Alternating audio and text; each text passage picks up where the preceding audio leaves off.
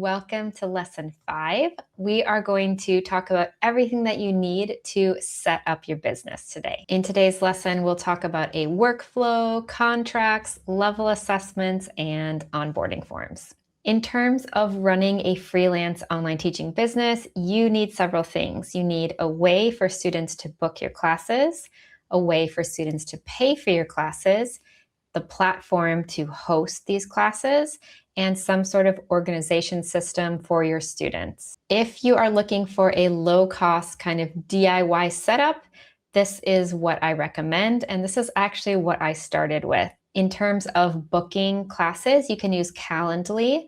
There is a free version. There's also a paid version. I do suggest using the paid version because that way you can integrate the payment gateway, but you can also think of sending, for example, a Wise link, or if you're doing local bank transfer, you might not need that capability.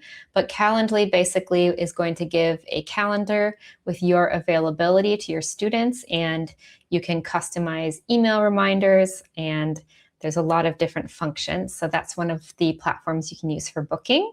Zoom is probably the easiest platform to use for hosting classes, and you'll want to use the paid version because the free version has limits. For example, you can't have your class run over 40 minutes. Think of it as a business expense and investing in your business. Definitely go for the paid version if you're using Zoom. If you want to create your materials in a low-cost way, then you can use Canva Pro, and of course that is going to cover you for all of those copyright reasons. Google Drive can be used to organize student lessons, keep their contracts and any notes that you have on them, onboarding forms, and that's going to be free and connected to your Google account. And then Stripe is quite easy to use for payment. You can set up packages, subscriptions, and it is free to use, but they're going to collect a fee from each transaction. And then if there is some sort of money exchange as well, there's going to be a fee for that. But if you're looking at keeping your costs down and you're willing to put in a bit more time and effort, then this would be the best setup. So let's look at how this works.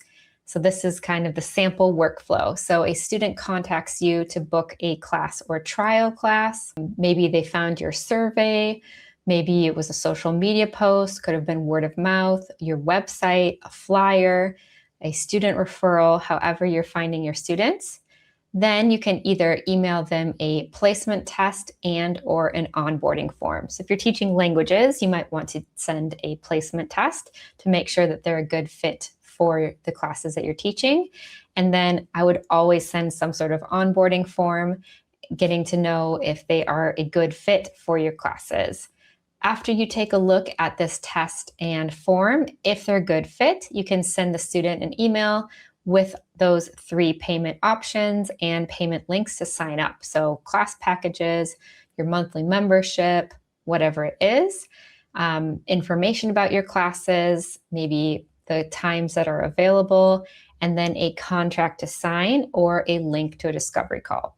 So if you don't want to send them this email with, payment links and all this information, the contract right away, you could just send them a link to, hey, let's have a quick 15 or 20-minute chat on Zoom and meet one-on-one, go over the results of your placement test, go over your onboarding form, and that way you can talk to them about all of your pricing options. So it's really up to you if you would prefer to do this by email or if you prefer to do this in a discovery call. If you want to do an all-in-one platform, this is going to be more expensive, but in this way it's all set up for you and it's going to be a lot easier to run your business. So the other way, you're investing your time. This way, you're more investing your money. Some of these all-in-one platforms do offer free trials. So you can try it out before investing in it, see if it's going to be a good fit, play around with it, have some friends and family try out the different links and things like that.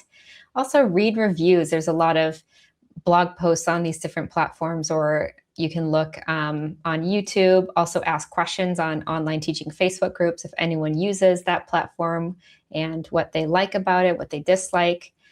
Also, make sure that your platform can be accessed by your students. For example, Koala has a special server for China because there are a lot of firewalls and things are blocked there. They have to have a special setup. So when you go to use it to teach, you are going to select, is my student in China? Yes or no?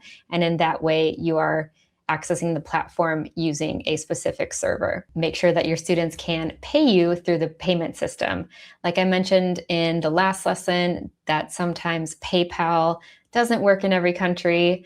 So if your platform is only using PayPal as their payment gateway, then obviously you can't use that if you're targeting students in a country where they don't use PayPal. All of these platforms have pros and cons. You'll always find people complaining about all of them.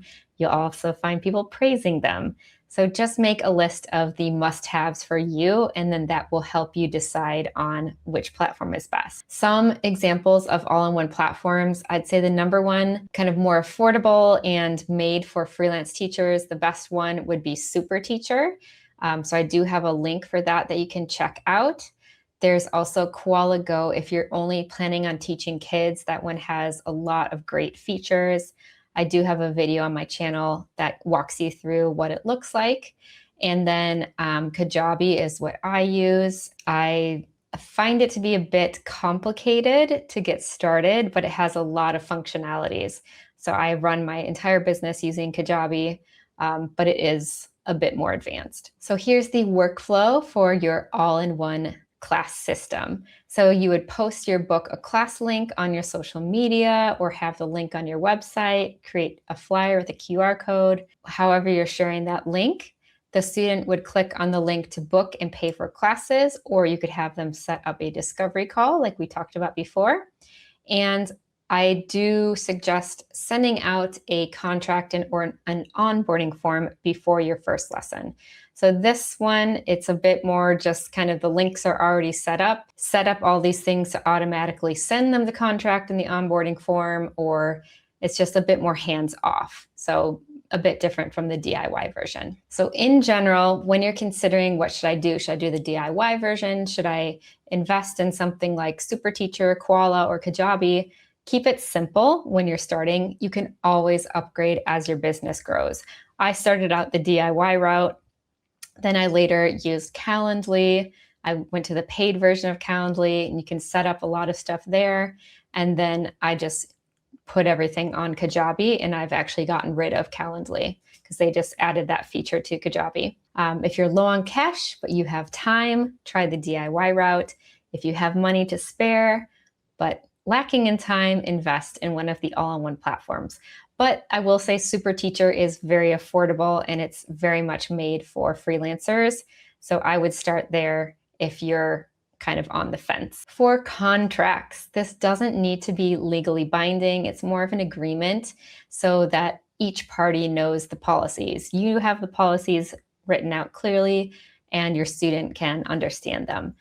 Do include the following information: cancellation policy, information on any discounts or referral programs that you have, including specific dates of when these things start and end, dates for scheduling class packages. For example, if they miss a class and they can make it up, like when do they have to schedule their makeup by? Because I have found that if I don't put some sort of limit, students will just skip a few classes and those hours that they've missed will drag on for like months because they'll never make them up.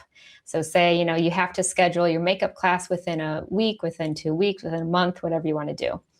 Also, the dates the contract is valid. Remember that we talked about increasing your prices every 6 months. So you can say prices are valid from X date to X date. Include all of your pricing information on the contract and of course signatures so that if there's any issues, you can say, hey, you signed this, that you read it, and we agreed on these policies. I would say in general, I haven't had issues with students because I have pre-screened them. I've only worked with students that I wanted to work with, that I knew were a good fit. So that's where you start to have issues, is if you're working with people that it's not going to be a good fit, you might run into problems, but typically, it's not as much of a big deal. So for your contract, you can use ChatGPT to help you create a draft. So use this sample prompt. So just go to ChatGPT and type in, create a one-page contract for private online ESL classes, or if you're teaching something else, private online music classes, whatever your niche is, including a cancellation policy, information about discounts, dates for scheduling class packages, and dates the contract is valid. Obviously, add any more information in there of things that you want to be covered. Then once it generates it, go in and edit it to fit your needs. Make sure that it fits your policies that you want. I do keep my contracts on Google Drive as a template. And then when I get a new student, I just make a copy. I create a folder for that student, put that copy of the contract in their folder, rename it as student name contract, and then I let them know that they can sign it directly there and it gets saved into that folder. For cancellation policies, choose what works best for you. Do you want to get more strict as you get more students, or do you want to start off strict? So this just means, are you going to be more lenient with those first few students that you have, or are you going to have quite strict policies from the get-go?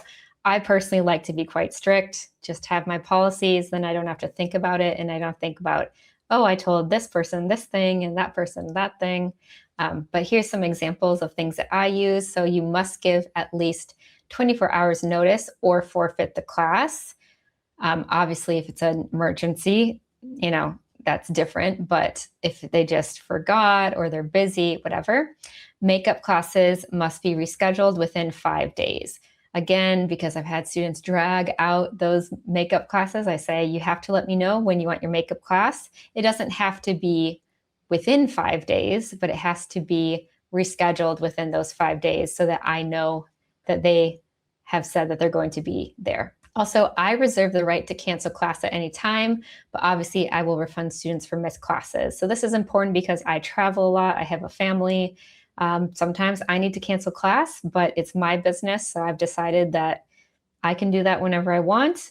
Obviously, I'm not going to abuse that, but and I'm going to refund for missed classes, but that is one of my policies. For level assessments and onboarding forms, this is a really good way to keep track of your student progress. So you can have their initial level assessment or their first onboarding form. Maybe you ask them to do a writing sample, or if you're teaching something like music, they could play a song and you keep a recording of that.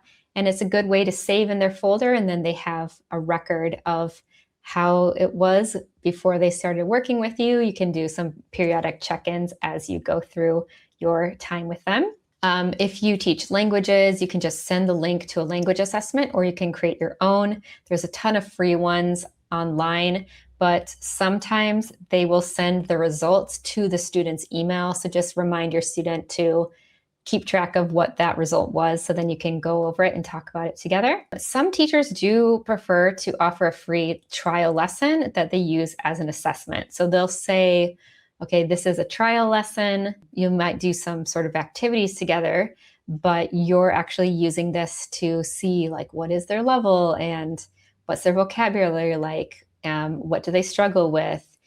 That's another way to do an assessment and then record the class and keep that recording. For onboarding forms, you can create a survey like a Google Forms or a Google Doc.